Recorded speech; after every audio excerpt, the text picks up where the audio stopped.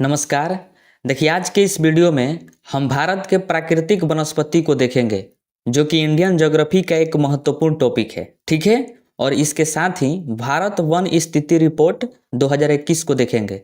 देखिए, भारत वन स्थिति रिपोर्ट जो है 2021 में आया था, उसको भी देखेंगे। और ये तो बहुत ज़्यादा महत्वपूर्ण है, क्योंकि इससे जो है प्रश्न बनते हैं एग्जाम में। ठीक है। तो चलिए अब वीडियो को शुरू करते हैं। तो आइए हम सबसे पहले समझते हैं कि वन और वनस्पति में क्या अंतर होता है, यानी ये दोनों जो है क्या होता है। तो देखिए, देखा जाए तो वन और वनस्पति में जो है कोई अंतर नहीं होता है, बस केवल और केवल एरिया का अंतर होता है। ठीक है।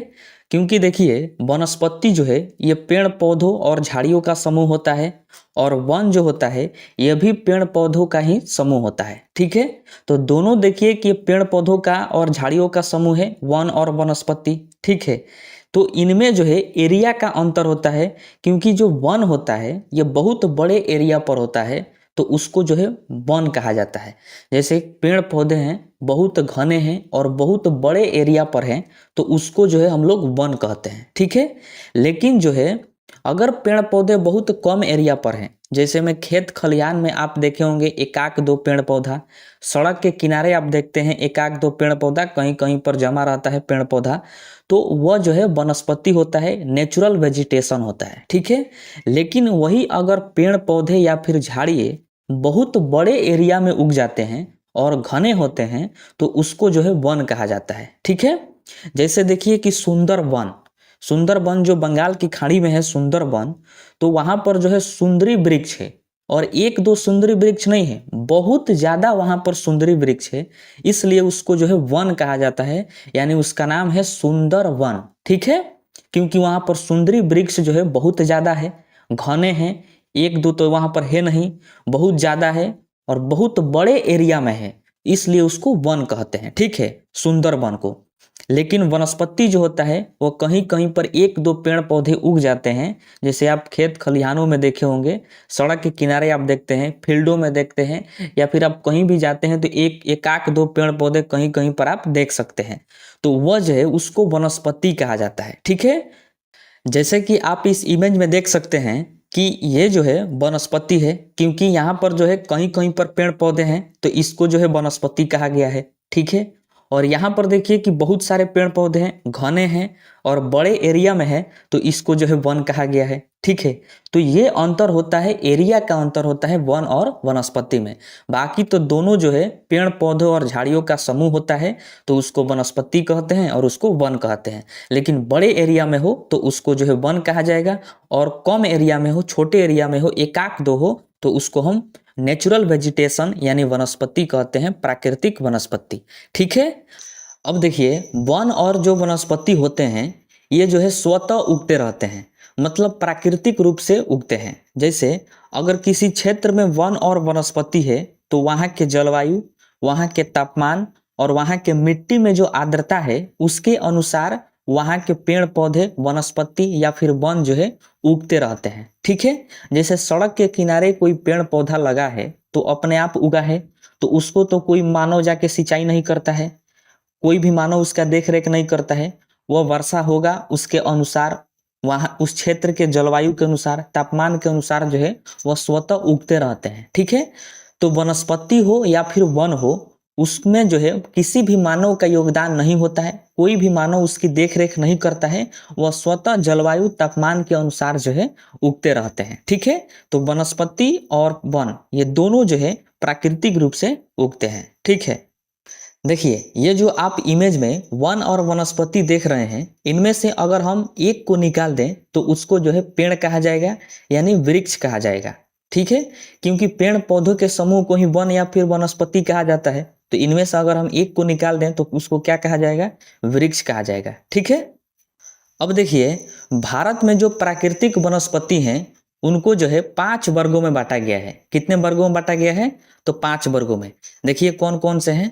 तो पहला है उष्णकटिबंधीय सदाहरित वन, इसी को सदाबहार वन कहा जाता है। ठीक है। उसके बाद है उष्णकटिबंधीय पर्णपाती वन। उसके बाद कटीले वन या फिर इसी को मरुस्थलीय झाड़ियाँ कहा जाता है। और है डेल्टाई वन या फिर ज्वारीय वन कहा जाता है इसको। और उसके बाद है पर्वतीय वन। तो इन 5 वर्गों में जो है भारत के प्राकृतिक वनस्पतियों को बांटा गया है। ठीक है, अब देखिए प्राकृतिक वनस्पतियों के प्रकार में इसके नाम में देखिए किसी किसी में उष्णकटिबंधीय शब्द को जोड़ा गया है। ठीक है, तो बहुत सारे बच्चों को ये कन्फ्यूजन रहता है कि ये उष्णकटिबंधीय क्यों जोड़ा गया है और इसका मतलब क्या होता है। तो आइए हम उसको समझते हैं। तो देखिए उष्णकटिबंधीय का मतलब होता है कि उस क्षेत्र में सूर्य की किरणें जो है सीधी पड़ती है। ठीक है, तो उस क्षेत्र को कहा जाता है उष्णकटिबंधीय क्षेत्र। ठीक है, और वहां पर जो है सालों भर बहुत ज्यादा गर्मी पड़ती है क्योंकि वहां पर सूर्य की किरणें क्या पड़ती है, सीधी पड़ती है। तो उस क्षेत्र को हम कहते हैं उष्णकटिबंधीय क्षेत्र। ठीक है, आइए इसको पूरा ग्लोब में समझते हैं। तो देखिए ये जो है पूरा ग्लोब है, मतलब पूरा पृथ्वी है। और आप जानते हैं कि पृथ्वी के बीचों बीच, मतलब इस ग्लोब पर बीचों बीच एक वर्चुअल लाइन खींचा गया है जिसको हम लोग कहते हैं विषुवत रेखा। जैसे कि आप इमेज में देख रहे हैं कि ये जो है विषुवत रेखा है और जस्ट विषुवत रेखा के ऊपर जो है कर्क रेखा है। ठीक है, ये है कर्क रेखा। तो देखिए कर्क रेखा और विषुवत रेखा के बीच का जो भाग है, बीच का जो क्षेत्र है, उसको कहा जाता है उष्णकटिबंधीय क्षेत्र। ठीक है, पूरे ग्लोब पर विषुवत रेखा और कर्क रेखा के बीच का जो भाग है उसको हम कहते हैं उष्णकटिबंधीय क्षेत्र, क्योंकि इस क्षेत्र में सूर्य की किरणें साल भर सीधे पड़ती है। सालों भर कैसी पड़ती है, सीधे। मतलब इस क्षेत्र में बहुत ज्यादा गर्मी पड़ता है क्योंकि सूर्य की किरणें क्या पड़ती है, सीधे पड़ती है। ठीक है, इस वजह से इसको उष्णकटिबंधीय क्षेत्र कहा जाता है। ठीक है, अब देखिए इस क्षेत्र में जितने भी पेड़ पौधे उगेंगे उनके नाम में जोड़ दिया जाएगा उष्णकटिबंधीय, क्योंकि उष्णकटिबंधीय क्षेत्र में वो पेड़ पौधे उग रहे हैं, इस वजह से उनके नाम में क्या जोड़ दिया जाता है, उष्णकटिबंधीय। ठीक है, अब देखिए आप पूरे ग्लोब पर अगर भारत की स्थिति को देखें तो भारत जो है यहाँ पर है, यानी देखा जाए तो पूरे ग्लोब में भारत उत्तर पूर्व में है। किस में है, उत्तर पूर्व में। तो देखिए कि भारत का जो है कुछ हिस्सा उष्णकटिबंधीय क्षेत्र में आता है। ठीक है, अब उस क्षेत्र में, भारत के उस क्षेत्र में जो भी पेड़ पौधे होते हैं, जो भी प्राकृतिक वनस्पतियां होती है, तो उनके नाम में उष्णकटिबंधीय जोड़ दिया जाता है। ठीक है, तो अब आप इसको समझ गए होंगे कि उष्णकटिबंधीय क्यों जोड़ा जाता है। ठीक है, तो अब आइए हम सभी प्रकार को बारी बारी से पढ़ते हैं। तो अब आइए देखते हैं उष्णकटिबंधीय सदाहरित वन, यानी इसी को सदाबहार वन कहा जाता है। ठीक है, तो देखिए ये वन जो है 200 सेंटीमीटर से अधिक वर्षा वाले क्षेत्रों में मिलते हैं। मतलब भारत के जिस क्षेत्र में 200 सेंटीमीटर से अधिक वर्षा होती है पूरे साल में, एक दो दिन में नहीं, पूरे साल में 200 सेंटीमीटर से अधिक वर्षा होती है, तो उस क्षेत्र में जो है सदाबहार वन पाए जाते हैं। ठीक है, देखिए ये वन जो होते हैं उच्च तापमान एवं उच्च आर्द्रता के कारण बड़े सघन एवं ऊंचे होते हैं। मतलब उस क्षेत्र में होते हैं जहां पर तापमान भी जो है उच्च होता है, लगभग 30 डिग्री सेल्सियस हो, और उच्च आर्द्रता मतलब वहां की मिट्टी में नमी हो, आर्द्रता हो, ज्यादा हो, तो वहां पर जो है सदाहरित वन पाए जाते हैं। ठीक है, देखिए याद रखिएगा कि ये जो सदाबहार वन होते हैं ये बहुत ही सघन और ऊंचे होते हैं। सघन का मतलब बहुत घना होते हैं, इनके पेड़ पौधे जो होते हैं बहुत पास पास होते हैं। ठीक है, तो उसको सघन कहा जाता है। अब देखिए सघन होगा तो उसको फैलने की जगह तो मिलेगी नहीं, क्योंकि बहुत घना है, सघन है, तो इसलिए वो कहाँ भागते हैं, ऊपर भागते हैं। तो ऊपर भागेंगे तो ऊंचा हो जाएगा। तो सदाबहार वन जो होते हैं ये बहुत ही घना होते हैं और ऊंचे ऊंचे होते हैं। ठीक है, तो इस बात को आप ध्यान में रखिएगा। अब देखिए कि सदाबहार वन जो है कहाँ कहाँ पाए जाते हैं। तो देखिए पश्चिमी घाट में पाए जाते हैं, पश्चिमी घाट को ही सह्याद्री कहा जाता है, इसको भी आप ध्यान में रखिएगा। ठीक है, और उसके साथ पूर्वी हिमालय क्षेत्र जैसे में मेघालय, मणिपुर, त्रिपुरा, मिजोरम, पश्चिम बंगाल और असम, तो ये सभी जो है पूर्वी हिमालय क्षेत्र हैं। तो इन सब में जो है सदाबहार वन पाए जाते हैं। ठीक है, और इसको भी आप ध्यान रखिएगा कि जो ये 4 राज्य हैं, मेघालय, मणिपुर, त्रिपुरा और मिजोरम, तो ये जो है शिलोंग के पठार पर है। ठीक है, तो इन चारों राज्यों का नाम न देकर शिलोंग के पठार भी कभी कभी ऑप्शन में देता है। ठीक है, कहेगा कि निम्नलिखित में से किस क्षेत्र में सदाबहार वन पाए जाते हैं, तो उसमें रहेगा शिलोंग के पठार ऑप्शन में, ठीक है। तो इसको भी आप ध्यान में रखिएगा कि ये जो चारों राज्य हैं ये शिलोंग के पठार पर ही हैं, ठीक है। और नहीं तो पूर्वी हिमालय क्षेत्र दे देगा, पश्चिमी घाट दे देगा, ठीक है। अब देखिए अगर केंद्र शासित प्रदेश की बात करें तो अंडमान निकोबार द्वीप समूह में सदाबहार वन देखने को मिलता है। तो बहुत ज़्यादा यह महत्वपूर्ण है, इसको भी आप ध्यान में रखिएगा कि अंडमान निकोबार द्वीप समूह में सदाबहार वन पाए जाते हैं, ठीक है। और देखिए जो उत्तरी पश्चिमी घाट है, जैसे ये पश्चिमी घाट है तो पश्चिम घाट के जो उत्तर है उस क्षेत्र में सदाबहार वन को सोलास वन कहा जाता है। कौन सा वन कहते हैं इसको? सोलास वन कहते हैं उत्तरी पश्चिमी घाट में, ठीक है। तो इसको भी आप ध्यान में रखिएगा। तो देखिए सदाबहार वन कौन कौन से हैं? तो सिनकोना है, रबड़ है, महोगनी, आबनूस, बांस, एबोनी, नारियल, आयरनवुड और जारुल। तो ये सब जो है सदाबहार वन है, ठीक है। तो इसको याद रखिएगा। प्रश्न पूछता है कि निम्नलिखित में से कौन सदाबहार वन है, तो उसमें जो है 3 ऑप्शन अलग रहता है और एक ऑप्शन जो है इसी में से कोई नाम दे देता है, ठीक है। या फिर कहेगा कि निम्नलिखित में कौन सदाबहार वन नहीं है, तो 3 नाम इसमें से देगा और एक नाम कोई अदर दे देगा, अदर किसी वन का नाम दे देगा, ठीक है। तो इसको जो है आपको ध्यान में रखना है, ठीक है। अब आइए हम देखते हैं पर्णपाती वन। तो देखिए पर्णपाती वन को जो है पतझड़ वन के नाम से भी जाना जाता है, ठीक है। और इसको मानसून वन भी कहते हैं क्योंकि ये मौसम के अनुसार अपने पत्ते झाड़ देते हैं, इस वजह से इनको मानसून वन के नाम से भी जाना जाता है, ठीक है। देखिए ये भारत में सबसे अधिक पाए जाते हैं, यानी जो है भारत के सबसे बड़े भूभाग पर ये पाए जाते हैं पर्णपाती वन यानी पतझड़ वन। जैसा कि आप इमेज में देख रहे हैं कि इतने बड़े भाग पर भारत के पर्णपाती वन है यानी पतझड़ वन है, ठीक है। देखिए पर्णपाती वन को जल उपलब्धता के आधार पर 2 भागों में बांटा जाता है। मतलब जल उपलब्धता का मतलब क्या हुआ कि जिस क्षेत्र में पानी की जैसी व्यवस्था होती है, जल जैसा होता है प्राकृतिक रूप से या फिर कैसे भी, तो उस आधार पर 2 वर्गों में बांटा जाता है पर्णपाती वन को, ठीक है। जैसे देखिए जहां पर वर्षा अधिक होती है, ठीक है, वहां के वनों को उष्ण कटिबंधीय आर्द्र पर्णपाती वन कहते हैं।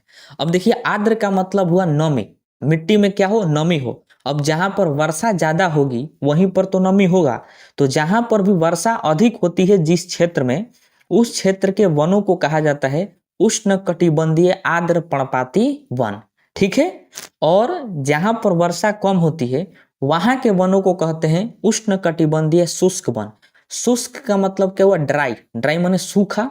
तो मिट्टी वहां की क्या हो गई होगी? सूख गई होगी क्योंकि वहां पर वर्षा कम हो रही है। तो जहां पर वर्षा कम होती है जिस क्षेत्र में, वहां के जो वन है उसको कहते हैं उष्ण कटिबंधीय शुष्क वन, ठीक है। तो आइए अब सबसे पहले देखते हैं उष्ण कटिबंधीय आर्द्र पर्णपाती वन। तो देखिए ये वन जो है उस क्षेत्र में होते हैं जहां पर वर्षा 100 सेंटीमीटर से 200 सेंटीमीटर के बीच होती है, तो उस क्षेत्र में पाए जाते हैं आर्द्र पर्णपाती वन, ठीक है। तो ये जो है सेंटीमीटर यानी वर्षा का मात्रा जो है आपको ध्यान रखना है कि 100 सेंटीमीटर से 200 सेंटीमीटर के बीच जहां पर वर्षा होती है उसी क्षेत्र में पाए जाते हैं आर्द्र पर्णपाती वन, ठीक है। अब देखिए ये वन जो है कहाँ कहाँ पर पाए जाते हैं, तो देखिए पश्चिमी घाट के पूर्वी ढलानों में, जैसा कि आप इमेज में देख रहे हैं कि यहाँ पर जो है ये पश्चिमी घाट के पूर्वी ढलान है, तो यहाँ पर आर्द्र पर्णपाती वन पाए जाते हैं, ठीक है। उसके साथ देखिए कि जो प्रायद्वीपीय भारत के उत्तर पूर्वी भाग है वहां पर पाए जाते हैं आर्द्र पर्णपाती वन। और हिमालय के तराई क्षेत्रों में, देखिए एक बार प्रश्न पूछा था तो उस ऑप्शन में था तराई क्षेत्र, तो हिमालय का जो तराई क्षेत्र है वहां पर भी आर्द्र पर्णपाती वन पाए जाते हैं। और एक राज्य ध्यान में रखिएगा कि उड़ीसा राज्य में आर्द्र पर्णपाती वन पाए जाते हैं, ठीक है। तो इन सभी क्षेत्रों में आपको आर्द्र पर्णपाती वन देखने को मिलते हैं, ठीक है। अब देखिए ये वन कौन कौन से हैं, तो देखिए साल है, शीशम है, चंदन है, आम है, सागवान, सखुआ, महुआ और बांस। तो ये सभी बांस जो है आर्द्र पर्णपाती वन के अंतर्गत आते हैं। तो इन वन का नाम भी आपको जो है ध्यान में रखना है, ठीक है। बहुत ज्यादा ये सब इंपॉर्टेंट है। उसके बाद देखते हैं उष्ण कटिबंधीय शुष्क पर्णपाती वन। तो देखिए ये वन जो है उन क्षेत्रों में पाया जाता है जहां पर वार्षिक वर्षा मतलब पूरे साल में जो वर्षा है 70 से 100 सेंटीमीटर के बीच होती है, तो वहां पर जो है शुष्क पर्णपाती वन पाया जाता है। अब देखिए कि यहाँ पर वर्षा की मात्रा कम हो गई, क्योंकि पूरे साल में 70 से 100 सेंटीमीटर के बीच जहां पर वर्षा होती है उसी क्षेत्र में शुष्क पर्णपाती वन पाया जाता है। मतलब इतना कम जहां पर वर्षा होगा एक साल में, तो वहां की जो मिट्टी होगी वो सूख जाएगी, ड्राई हो जाएगी, तो वहां पर जो वन पाए जाएंगे उसको कहा जाएगा शुष्क पर्णपाती वन। ठीक है। अब देखिए ये कौन कौन से राज्य में पाए जाते हैं, जैसा कि आप इमेज में भी देख सकते हैं कि कर्नाटक, तमिलनाडु, गुजरात, मध्य प्रदेश एवं आंध्र प्रदेश में ये जो है शुष्क पर्णपाती वन पाए जाते हैं। ठीक है। तो राज्य जो है राज्यवार आप इमेज में भी देख सकते हैं, इस तरह से आप इसको याद कर सकते हैं, आपके दिमाग में ये फिट हो जाएगा। ठीक है। अब देखिए ये कौन कौन से वन है, तो शीशम है, बबूल है, कीकर है, चंदन है, आम है। तो ये सभी वन जो है शुष्क पर्णपाती वन है। ठीक है। अब ध्यान रखिएगा कि शुष्क पर्णपाती वन जो होता है ये काफी मूल्यवान होता है। मूल्यवान का मतलब इनको बेचने पर अधिक पैसा मिलता है। ठीक है। तो शुष्क पर्णपाती वन को। ठीक है। अब आइए वनों का हम तीसरा प्रकार देखते हैं, कटीले वन। देखिए कटीले वन को मरुस्थलीय वन या फिर मरुस्थलीय झाड़ियां भी कहते हैं। ठीक है। अब देखिए ये वन जो है उन क्षेत्रों में पाए जाते हैं जहां वर्षा 50 सेंटीमीटर से कम होती है। कितना सेंटीमीटर से कम? 50 सेंटीमीटर से, मतलब साफे वहां पर वर्षा नहीं होती है, उस क्षेत्र में कटीले वन पाए जाते हैं। मतलब वैसे वन जिनमें कांट होता है, और मरुस्थलीय झाड़ियाँ छोटे छोटे झाड़ियाँ होती है, तो वह सब पाए जाते हैं उन क्षेत्रों में जहां पर वर्षा 50 सेंटीमीटर से कम होती है। ठीक है। देखिए ये जो वन होते हैं इनकी पत्तियां कांटेदार होती है, मतलब जो पेड़ पौधों की पत्तियां होती है वो कांटे के रूप ले लेती है। ठीक है। और जड़ें जो है काफी गहरी होती है। अब देखिए जहां पर वर्षा नहीं होगी, जहां पर वर्षा नहीं होगी तो वहां के जो पेड़ पौधे होंगे पानी के तलाश में अधिक नीचे चल जाएंगे, क्योंकि जो पेड़ पौधे होते हैं मिट्टी में जो पानी घुला रहता है उसी को वह ग्रहण करते हैं, तो वह जो है पानी के तलाश में वो बहुत उसके जड़ें जो है नीचे तक चली गई रहती है, बहुत नीचे तक। इस वजह से जो कटीले वन या फिर मरुस्थलीय झाड़ियां होती है उनकी जो जड़ें होती है बहुत गहरी होती है। ठीक है। और आप ये भी जानते हैं, बायोलॉजी में आप पढ़े होंगे कि जो पेड़ पौधे होते हैं वह वाष्पोत्सर्जन करते हैं। क्या करते हैं? वाष्पोत्सर्जन।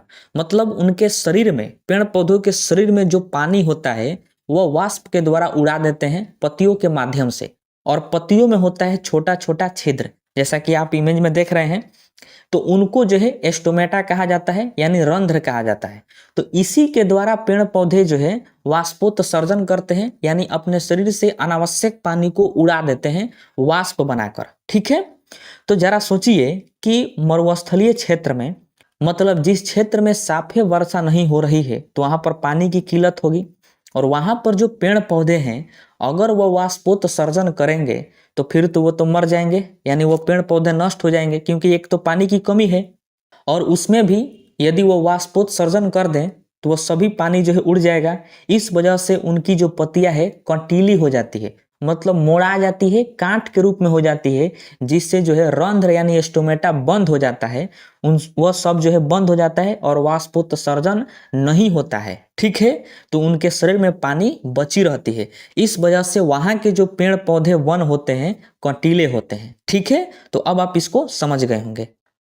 अब देखिए ये वन कहाँ पाए जाते हैं, तो गुजरात में, राजस्थान में, पंजाब में। तो इन राज्यों में, जैसा कि आप इमेज में देख रहे हैं कि इन राज्यों में जो है कटीले वन यानी मरुस्थलीय झाड़ियां पाई जाती है। ठीक है।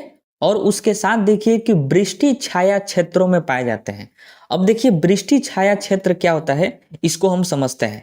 तो देखिए वृष्टि छाया क्षेत्र उस क्षेत्र को कहते हैं जहां पर पहाड़ के कारण वर्षा नहीं होती है। किसके कारण? तो पहाड़ के कारण वर्षा नहीं होती है, उस क्षेत्र को कहा जाता है वृष्टि छाया क्षेत्र। ठीक है। जैसे कि आप इमेज में देख रहे हैं कि ये जो है पहाड़ है। ठीक है।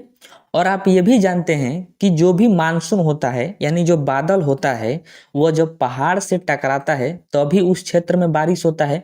मतलब जहां पर पहाड़, पर्वत पहाड़ ज्यादा होते हैं तो वहां पर बारिश जो है ज्यादा होती है। ठीक है, क्योंकि उसी से बादल टकरा के और उस क्षेत्र में बरस जाते हैं। तो देखिए ये जो है पहाड़ है और इधर से बादल आया यानी मानसून आके इधर टकरा गया, ठीक है। अब जिधर टकराया उधर ही वर्षा होगी। और लेकिन जरा सोचिए कि जो पहाड़ है क्या उसके बगल में वर्षा होगी? नहीं हो पाएगी, क्योंकि बादल तो है, इसी तरफ टकरा के इधर ही बरस जाएगा और उधर वर्षा नहीं होगी, यानी इधर जो है सूखा पड़ जाएगा। जैसा कि आप इमेज में भी देख रहे हैं कि इस साइड जो है सूखा पड़ गया है और जिधर बादल है उधर सब हरा भरा है, ठीक है। तो जिधर सूखा पड़ गया है पहाड़ के कारण, उस क्षेत्र को कहते हैं हम वृष्टि छाया क्षेत्र, ठीक है। और इस क्षेत्र में वर्षा नहीं होती है, मतलब ना के बराबर होती है। तो यहाँ पर जो हरे बड़े तो पेड़ पौधे होंगे नहीं, तो यहाँ पर कटीले झाड़ियाँ होगी, कटीले वन होंगे, यही सब यहाँ पर पाए जाएंगे, ठीक है। तो वृष्टि छाया क्षेत्रों में कटीले वन यानी मरुस्थलीय झाड़ियाँ पाई जाती है, इसको आप ध्यान में रखिएगा, ठीक है। अब देखिए कटीले वन कौन कौन से हैं, तो देखिए बबूल है, खेजड़ी है, नागफनी है, कैक्टस है, खजूर और खैर। तो ये सब जो है कटीले वन है यानी मरुस्थलीय झाड़ियाँ हैं, इन सभी को आप ध्यान में रखिएगा, ठीक है। अब आइए आगे देखते हैं। तो देखिए अगला है पर्वतीय वन। देखिए पर्वतीय वन को शंकुधारी वन भी कहा जाता है, ठीक है। देखिए पर्वतीय वन जो है हिमालय क्षेत्रों में तथा ऊंचे ऊंचे पर्वतों पर पाए जाते हैं पर्वतीय वन, ठीक है। देखिए हिमालय क्षेत्र जैसे में जम्मू कश्मीर, लद्दाख, हिमाचल प्रदेश, उत्तराखंड, सिक्किम और अरुणाचल प्रदेश, जैसे कि आप इमेज में देख रहे हैं कि इन सभी राज्यों में पर्वतीय वन पाए जाते हैं यानी शंकुधारी वन पाए जाते हैं, ठीक है। अब देखिए पर्वतीय वनों को पर्वत के ऊंचाई के आधार पर 3 वर्गों में बांटा जाता है। आप जानते हैं कि जो पर्वत होते हैं वो कहीं पर ऊंच, कहीं पर खाल, कहीं पर ज़्यादा ऊंच होते हैं, कहीं पर बहुत कम ऊंच होते हैं। एक बराबर तो पर्वत होता नहीं है, अगर एक बराबर होता तो उसको पर्वत नहीं कहते, पठार कहते हैं। क्योंकि पठार का जो ऊपरली भाग होता है वह सपाट होता है यानी प्लेन होता है, लेकिन पर्वत जो होता है वो कहीं पर ऊंचा होता है, कहीं पर खाल होता है, ठीक है। तो उसको जो है पर्वत कहते हैं और इसका ऊपरली भाग जो है शंकु आकार होता है, शंकु के आकार का होता है, ठीक है। तो कहीं पर ऊंचा, कहीं पर बहुत नीचा होने के कारण पर्वत के ऊंचाई के आधार पर पर्वतीय वनों को 3 वर्गों में बांटा जाता है, ठीक है। अब देखिए कौन कौन से वो वर्ग हैं। तो देखिए हिमालय पर्वत पर जहां पर पर्वतों की ऊंचाई 1000 मीटर से 2000 मीटर के बीच होती है, ध्यान रखिएगा किसकी ऊंचाई, तो पर्वतों की ऊंचाई जहां पर 1000 मीटर से लेकर 2000 मीटर के बीच हो, तो वहां पर जो वन पाए जाते हैं उनको कहते हैं शीतोष्ण वन, ठीक है। तो शीतोष्ण वन जो है कितने ऊंचाई तक पाए जाते हैं, तो 1000 से लेकर 2000 मीटर के बीच की ऊंचाई तक शीतोष्ण वन पाए जाते हैं, ठीक है। वही अगर बात करें आर्द्र शीतोष्ण वन की, तो देखिए ये जो है 2000 मीटर से लेकर 3000 मीटर के बीच जहां पर पर्वतों की ऊंचाई होती है वहां के वनों को कहा जाता है आर्द्र शीतोष्ण वन, ठीक है। तो ध्यान रखना है आपको कि आर्द्र शीतोष्ण वन ये जो है 2000 मीटर से लेकर 3000 मीटर की ऊंचाई के बीच पाए जाते हैं जहां पर यह पर्वतों की ऊंचाई होती है, ठीक है। उसके बाद देखिए कि जहां पर पर्वत की ऊंचाई 2800 मीटर से लेकर 4000 मीटर के बीच होती है, वहां पर जो वन पाए जाते हैं उनको कहा जाता है अल्पाइन वन, या फिर इसी को कहते हैं कोणधारी वन, या फिर इसी को कहा जाता है शंकुधारी वन, ठीक है। मतलब जहां पर हिमालय पर्वत की ऊंचाई 2800 मीटर से लेकर 4000 मीटर के बीच हो, वहां के जो वन होंगे उनको अल्पाइन वन कहा जाएगा। क्या कहा जाएगा, तो अल्पाइन वन, ठीक है। देखिए पर्वतों की ऊंचाई बढ़ने घटने से मौसम में, जलवायु में जो है तापमान में बदलाव आ जाता है। इस वजह से पर्वतों की ऊंचाई बढ़ने से, घटने से जो है वनों में, पेड़ पौधों में अंतर देखने को मिलता है, ठीक है। देखिए शीतोष्ण वनों में ओक वृक्ष जो है ये प्रमुख है, ठीक है। तो इसको आप याद रखिएगा कि ओक वृक्ष जो है ये शीतोष्ण वन के अंतर्गत आता है, ठीक है। उसके बाद देखिए कि आर्द्र शीतोष्ण वनों में चीड़, सिल्वर, कर, स्प्रूस, तो ये सभी जो वन हैं चीड़, सिल्वर, कर, स्प्रूस, ये आर्द्र शीतोष्ण वन के अंतर्गत आते हैं, ठीक है। और वही अल्पाइन की बात करें तो अल्पाइन वनों में चीड़, जूनिफर, देवदार, तो ये सभी जो वन हैं ये अल्पाइन वन के अंतर्गत आते हैं, ठीक है। और अल्पाइन वन जो है यह पथरीली जगहों पर होता है। ध्यान रखिएगा कि सबसे ज्यादा पथरीली जगह जहां पर होगा वहां पर अल्पाइन वन पाया जाता है। ठीक है, अब आइए देखते हैं सबसे लास्ट प्रकार डेल्टाई वन। देखिए, डेल्टाई वन को ज्वारीय वन, मैंग्रोव वन, दलदली वन भी कहा जाता है। ठीक है, तो इसको भी आप ध्यान में रखिएगा। देखिए, ये वन जो है गंगा, ब्रह्मपुत्र, गोदावरी और कृष्णा नदियों के डेल्टाई क्षेत्रों में पाया जाता है। जैसा कि आप इमेज में देख सकते हैं, ये जो है गंगा का डेल्टा क्षेत्र है, ये ब्रह्मपुत्र का डेल्टा क्षेत्र है, और ये है गोदावरी का, और ये है कृष्णा नदी का डेल्टा क्षेत्र। तो जितने भी डेल्टा क्षेत्र होते हैं वहां पर जो वन पाए जाते हैं उनको कहा जाता है डेल्टाई वन। यानी जो डेल्टाई वन होते हैं वो डेल्टा वाले क्षेत्रों में पाए जाते हैं। ठीक है, अब देखिए, डेल्टा वाला जो क्षेत्र होता है वह ज्वारीय भी होता है, दलदली भी होता है, क्योंकि समुद्र के किनारे हैं, नदियों के कारण वहां पर दलदली हो गया है, और डेल्टा तो उसको कहते ही है। तो ये जो तीनों नाम है, डेल्टाई वन, ज्वारीय वन और दलदली वन, ये तीनों नाम आसान है, तो इससे प्रश्न नहीं पूछता है। कहेगा कि मैंग्रोव वन कहाँ पाए जाते हैं, क्योंकि मैंग्रोव जब कहेगा तो आप उसको पकड़ नहीं पाइएगा, आप कंफ्यूज हो जाइएगा। ठीक है, तो इसलिए प्रश्न पूछता है कि मैंग्रोव वन कहाँ पाए जाते हैं। तो जो भी नदियों का डेल्टाई क्षेत्र होता है वहीं पर आपको मिलेगा मैंग्रोव वन, या फिर उसी को कहते हैं डेल्टाई वन। ठीक है, तो इसको आप ध्यान में रखिएगा। ठीक है, देखिए, सबसे अधिक डेल्टाई वन जो है यह पश्चिम बंगाल में है, गंगा ब्रह्मपुत्र के डेल्टा में। जैसा कि आप जानते हैं कि गंगा नदी और ब्रह्मपुत्र नदी दोनों मिलकर जो है सुंदर वन डेल्टा का निर्माण करती है पश्चिम बंगाल में, बंगाल के खाड़ी में। ठीक है, तो वहां पर जो डेल्टा है वहां पर सबसे अधिक डेल्टा वन यानी मैंग्रोव वन पाया जाता है। ठीक है, और उस वन का नाम है सुंदरी वृक्ष। क्या है? सुंदरी वृक्ष। गंगा ब्रह्मपुत्र के डेल्टा में सुंदरी वृक्ष है, इस वजह से उस डेल्टा का नाम पड़ा है सुंदर वन डेल्टा। अब देखिए, उसका नाम सुंदरी है और बहुत ज्यादा वहां पर सुंदरी का वृक्ष है, इसलिए उसको वन कहते हैं, तो सुंदरी वन। और वह डेल्टा है तो उसको कहते हैं डेल्टा, यानी सुंदर वन डेल्टा। ठीक है, तो आपको ध्यान रखना है कि मैंग्रोव वन सबसे अधिक कहाँ है, तो सुंदर वन डेल्टा में है, यानी पश्चिम बंगाल में है। ठीक है, और वही यदि केंद्र शासित प्रदेश की बात करें तो ध्यान रखिएगा कि अंडमान निकोबार द्वीप समूह में सबसे ज्यादा मैंग्रोव वन देखने को मिलता है। ठीक है, अंडमान निकोबार द्वीप समूह जो है यह अपना केंद्र शासित प्रदेश है, वहां पर जो है सबसे अधिक मैंग्रोव वन देखने को मिलता है। ठीक है, अब आइए हम देखते हैं भारत वन स्थिति रिपोर्ट 2021। इसको इंग्लिश में कहा जाता है Indian state of forest report, यानी शॉर्ट फॉर्म में इसको कहते हैं ISFR। ठीक है, तो ये जो है भारत वन स्थिति रिपोर्ट बहुत ज़्यादा महत्वपूर्ण है एग्जाम के पॉइंट ऑफ व्यू से। ठीक है, तो देखिए, ये रिपोर्ट हमें बताती है भारत में वनों की स्थिति क्या है। मतलब देखिए, मानव की जैसे जनगणना होती है कि किस राज्य में कितनी जनसंख्या है, पूरे भारत में कितनी जनसंख्या है, महिलाओं की जनसंख्या कितनी है, पुरुषों की जनसंख्या कितनी है, इस राज्य में लिंगानुपात कितना है, इस शहर की जनसंख्या कितनी है, मतलब तमाम जानकारी मानव के बारे में हो जाती है जब जनगणना होती है तब। ठीक है, तो उसी प्रकार भारत में वनों की स्थिति क्या है, ये उसकी जनगणना करने का काम ये करता है भारत वन स्थिति रिपोर्ट। मतलब कुल मिला जुला के समझे तो ये जो है पेड़ पौधों की जनगणना कर देता है। ठीक है, तो इसको आप ध्यान में रखिएगा। अब देखिए, जारी कब हुआ था, तो 13 जनवरी 2022 को हुआ था।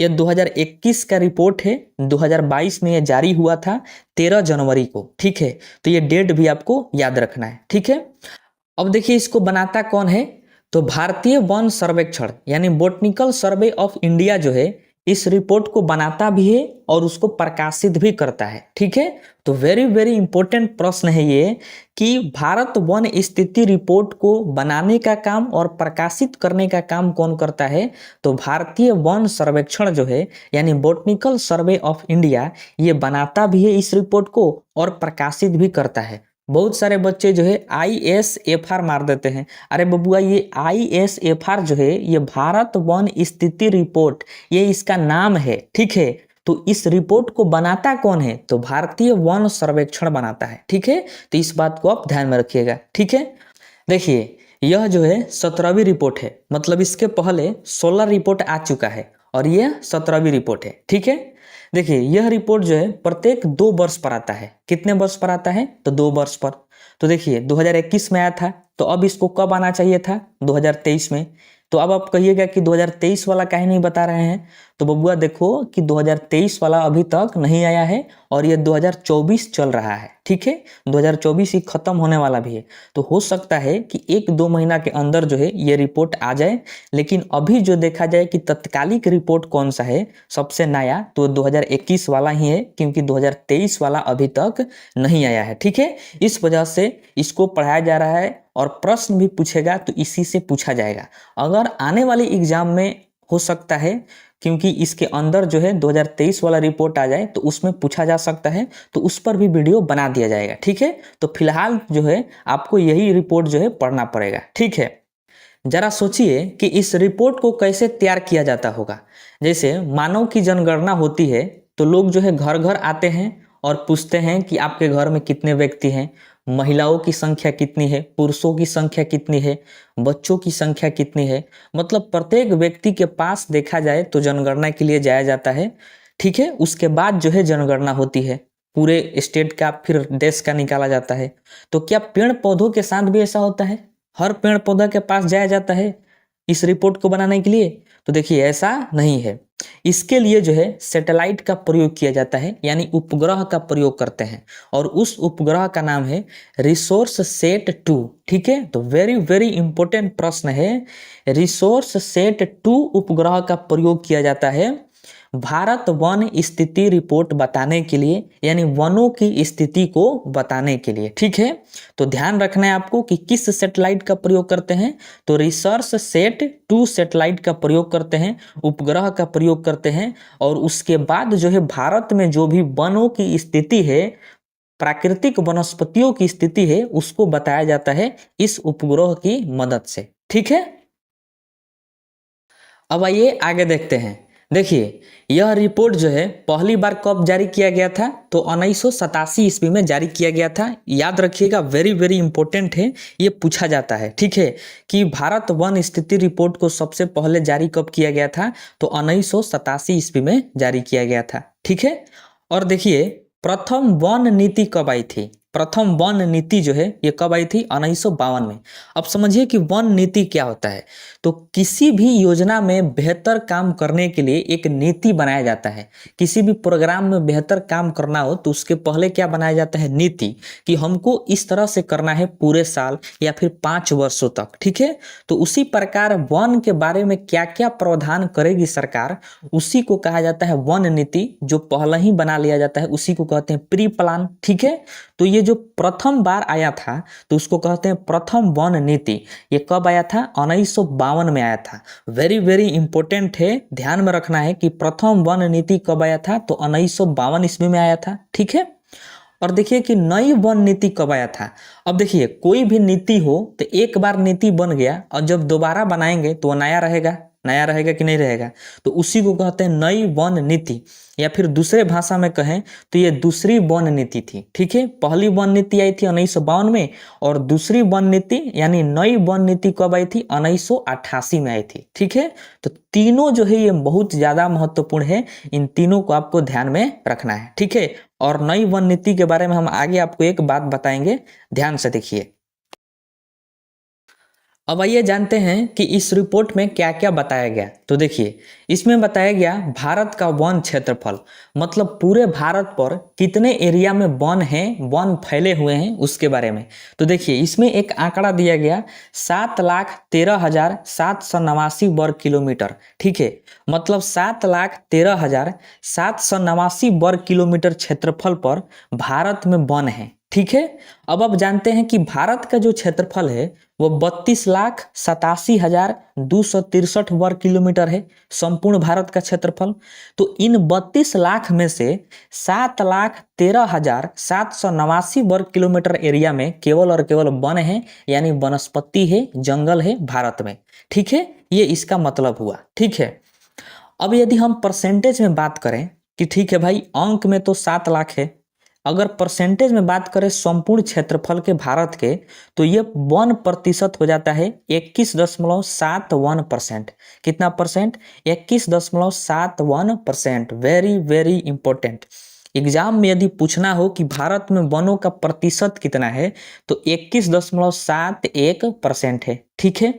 अगर पूछना हो कि अंक में कितना है, तो कहेगा 7,13,789 वर्ग किलोमीटर एरिया में भारत में वन है। ठीक है। और परसेंटेज में कितना है, तो 21.71%। परसेंटेज तो आपको याद रखना ही पड़ेगा। ठीक है। देखिए, तो ये जो है 2021 में भारत में वनों का परसेंटेज है 21.71%।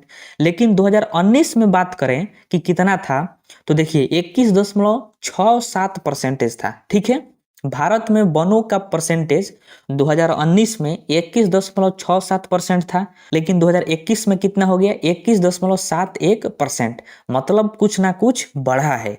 तो कितना बढ़ा है बबुआ? तो 0.04%। ठीक है। तो ध्यान रखिएगा कि 2019 के मुकाबले 2021 में भारत में वन जो है बढ़े हैं। कितना बढ़े हैं? तो परसेंटेज में बढ़े हैं 0.04%। ठीक है।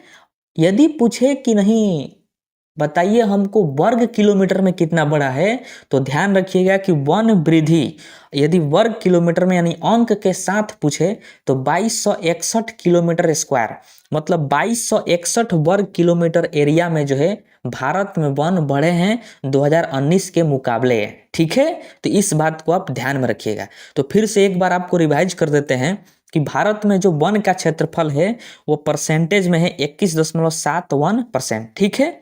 कितना 2019 के मुकाबले बढ़ा है? तो 0.04% बढ़ा है। यदि वही अंक में पूछा जाए कि वन वृद्धि कितना है, तो 2261 किलोमीटर स्क्वायर है, यानी 2261 वर्ग किलोमीटर है। ठीक है। उसके बाद देखिए, वृक्ष का प्रतिशत की बात करें। वृक्ष का मतलब भारत में जो भी कहीं कहीं पर एकाक दो पेड़ पौधे हैं उनका परसेंटेज संपूर्ण भारत के क्षेत्रफल के देखें तो 2.91% है। ठीक है। तो 2.91% भाग पर भारत के वृक्ष हैं केवल, मतलब कहीं कहीं पर एकाक दो पेड़ पौधे हैं। ठीक है। तो वनों का परसेंटेज आप जान गए कि भारत में वन का प्रतिशत कितना है, तो 21.71% है। और वृक्ष का प्रतिशत कितना है संपूर्ण क्षेत्रफल का, तो 2.91% है। तो अब आप तो बता सकते हैं कि भारत में वन और वृक्ष दोनों का मिलाकर परसेंटेज कितना होगा। तो देखिए, कुल वनों का परसेंटेज कितना है, तो 21.71% है।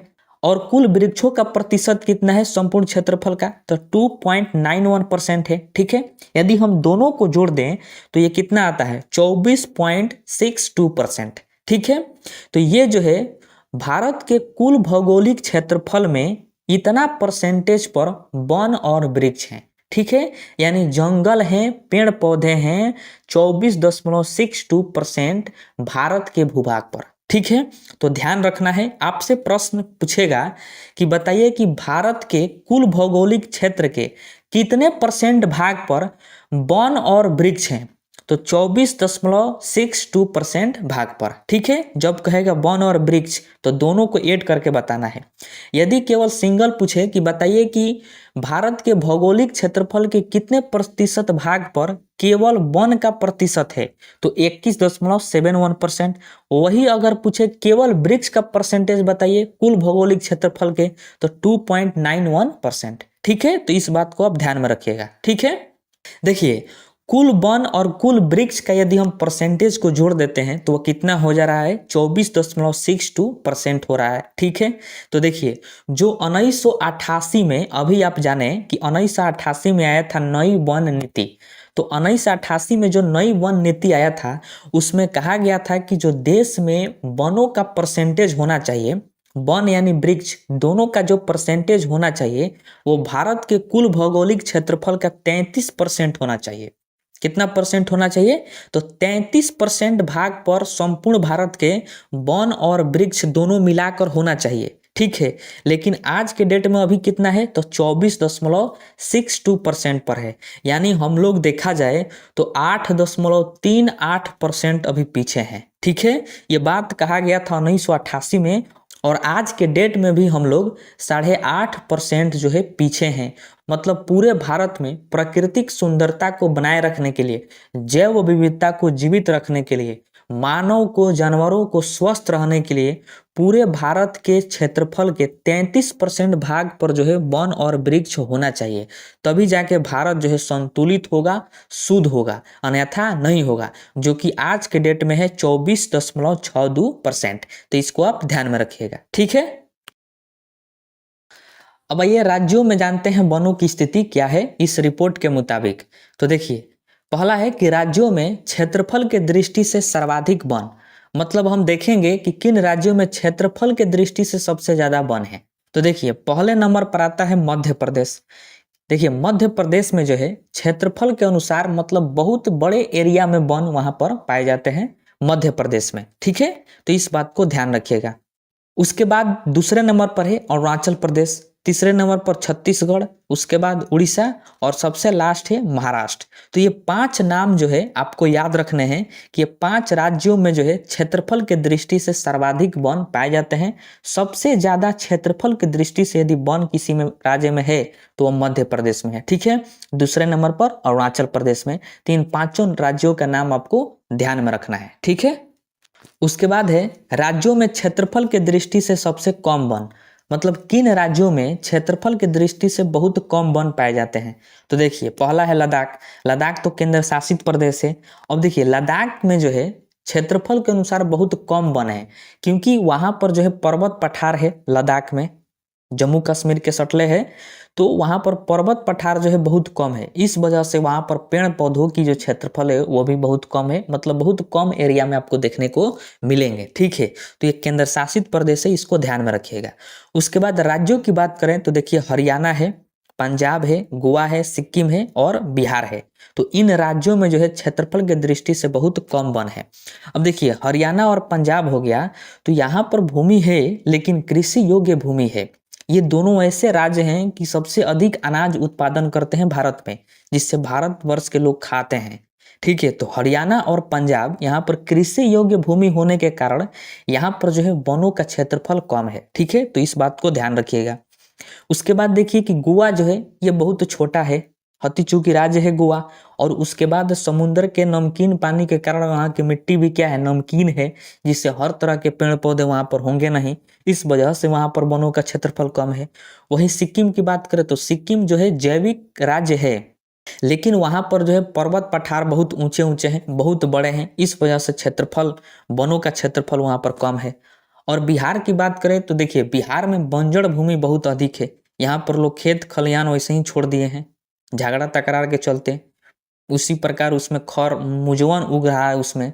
तो इस वजह से यहाँ पर जो है वनों का क्षेत्रफल क्या है, कम है, ठीक है। तो इसको ध्यान रखिएगा। उसके बाद हम देखते हैं सर्वाधिक 1% वाला राज्य। देखिए, सर्वाधिक 1% का मतलब क्या हुआ कि उन राज्यों में वन जो है बहुत घने होंगे और बहुत ज्यादा होंगे वहां पर, ठीक है। जैसे देखिए कि पहले नंबर पर है मिजोरम, उसके बाद है अरुणाचल प्रदेश, उसके बाद मेघालय, उसके बाद मणिपुर और उसके बाद है नागालैंड। तो इन राज्यों में देखिए कि 1% बहुत अधिक है, 1%, ठीक है। इसका मतलब हुआ जैसे मिजोरम है, तो मिजोरम में जो है बहुत अधिक वन है, बहुत घना वन है और बहुत अधिक वन है, ठीक है। इसलिए इसको जो है 1% के लिस्ट में पहले नंबर पर रखा गया है मिजोरम को, ठीक है। तो इसको आप ध्यान में रखिएगा। वही यदि केंद्र शासित प्रदेश की बात करें तो सबसे पहले आता है लक्षद्वीप। तो लक्षद्वीप में जो है 1% 90% है, यानी 90%।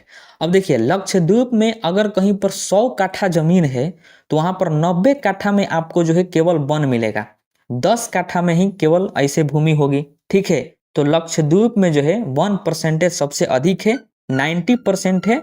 इसको आप ध्यान में रखिएगा, ठीक है। उसके बाद है अंडमान निकोबार द्वीप समूह, यह दूसरे नंबर पर आता है, ठीक है। उसके बाद हम देखते हैं सर्वाधिक वन वृद्धि वाले राज्य। देखिए, वन वृद्धि का मतलब क्या हुआ कि पिछले रिपोर्ट के मुकाबले अगला जो रिपोर्ट आया 2021 में, उसमें देखा गया कि किन राज्यों में वन जो है बढ़ा है, ठीक है। तो पहले स्थान पर आता है तेलंगाना। तो इसमें जो है सर्वाधिक वन वृद्धि हुआ है, पिछले रिपोर्ट के मुकाबले कितना हुआ है, तो लगभग 3%। ठीक है, लगभग 3% तेलंगाना में जो है वन की वृद्धि हुआ है पिछले रिपोर्ट के मुकाबले। दूसरे स्थान पर आता है आंध्र प्रदेश और तीसरे स्थान पर आता है उड़ीसा। ठीक है, तो इन तीनों राज्यों को आप याद रखिएगा, वेरी वेरी इंपॉर्टेंट है कि सर्वाधिक वन वृद्धि वाले राज्य हैं। पहले स्थान पर तेलंगाना, दूसरे पर आंध्र प्रदेश और तीसरे पर उड़ीसा। और वन वृद्धि का मतलब हुआ कि पिछले रिपोर्ट के मुकाबले अगले रिपोर्ट में जो है वन बढ़े हैं उस राज्य में। ठीक है, अब आइए हम कुछ इंपॉर्टेंट पॉइंट्स को देख लेते हैं। तो देखिए, भारत वन स्थिति रिपोर्ट पहली बार कब जारी किया गया था, तो 1987 में, ये आप जानते हैं। ठीक है, प्रथम वन नीति कब आया था, 1952 में। और नई वन नीति कब आया था, इसी को कहते हैं दूसरी वन नीति, तो ये आया था 1988 में। और इसी वन नीति में कहा गया था कि संपूर्ण भारत के क्षेत्रफल में 33% भाग पर जो है वन और वृक्ष होना चाहिए। तो ये भी आप ध्यान में रखिएगा। ठीक है, देखिए, अंतर्राष्ट्रीय वन दिवस कब मनाया जाता है, तो 21 मार्च को मनाया जाता है। वेरी वेरी इंपॉर्टेंट है कि अंतर्राष्ट्रीय वन दिवस कब मनाया जाता है, तो 21 मार्च को। ठीक है, उसके बाद देखिए, पर्यावरण दिवस आप जानते हैं कि 5 जून को मनाया जाता है। ठीक है, और देखिए, वन महोत्सव पूछता है कि वन महोत्सव कब मनाया जाता है, तो देखिए, यह जुलाई के प्रथम सप्ताह में मनाया जाता है। जुलाई का जो महीना होता है उसके प्रथम सप्ताह में वन महोत्सव मनाया जाता है। ठीक है, और ध्यान रखिएगा कि वन महोत्सव के जनक है के.एम. मुंशी। ठीक है, इनका इमेज आप देख सकते हैं, ये हैं के.एम. मुंशी।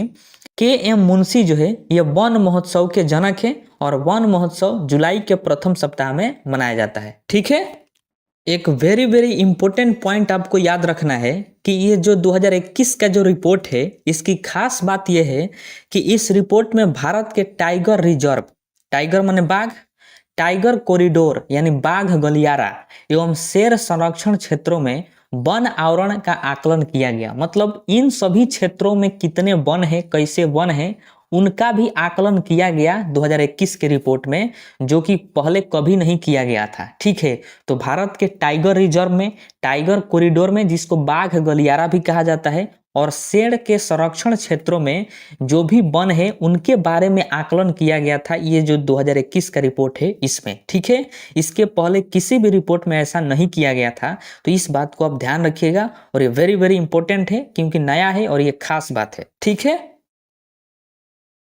अब आइए हम कुछ महत्वपूर्ण प्रीवियस ईयर क्वेश्चन को देख लेते हैं। तो देखिए, पहला प्रश्न है कि भारत में वन अनुसंधान संस्थान कहाँ स्थित है। बताना है कि वन अनुसंधान संस्थान जो है ये कहाँ स्थित है, और ये पूछा जाता है। तो देखिए, इसका राइट आंसर हो जाएगा ऑप्शन नंबर सी, देहरादून में। ठीक है, तो देहरादून में जो है वन अनुसंधान संस्थान स्थित है भारत में। ठीक है, उसके बाद प्रश्न है कि भारत में अधिकांश वन संपदा का मालिक कौन है। मतलब भारत के अधिकांश जो वन है उसका मालिक कौन है, तो देखिए ये राज्य होता है। इसका राइट आंसर हो जाएगा ऑप्शन नंबर डी, जो राज्य सरकार होती है वही वन संपदा की मालिक होती है अधिकांश। ठीक है, उसके बाद प्रश्न है कि पारिस्थितिकी संतुलन बनाए रखने के लिए न्यूनतम वन आवरण अनिवार्य है। तो ध्यान रखिएगा, इसका राइट आंसर हो जाएगा ऑप्शन नंबर डी, संपूर्ण भूमि का 33%। मैंने आपको बताया कि जो नई वन नीति आया था 1988 में, उसके अनुसार कहा गया था कि संपूर्ण भारत के क्षेत्रफल के 33% भाग पर क्या होना चाहिए, वन होना चाहिए। तो वही कह रहा है कि पारिस्थितिकी संतुलन बनाए रखने के लिए न्यूनतम वन आवरण कितना अनिवार्य किया गया है, तो 33% किया गया है। ठीक है, तो इसको आप ध्यान में रखिएगा। उसके बाद प्रश्न है कि भारत के किस राज्य में उसके क्षेत्र का अधिकतम प्रतिशत क्षेत्र वनाच्छादित है। मतलब वन आच्छादित से है सबसे ज्यादा क्षेत्रफल। तो आप जानते हैं कि मिजोरम में जो है सबसे अधिक वन है, उसमें सबसे घने वन हैं। ठीक है, तो इसका राइट आंसर हो जाएगा ऑप्शन नंबर सी। और यदि केंद्र शासित प्रदेश की बात करें तो वह लक्षद्वीप है, 90% होगा, 90% भाग पर उसके क्या है, वन है। ठीक है, उसके बाद प्रश्न है कि वन रोपण प्रक्रिया है। बताइए कि वन रोपण क्या है।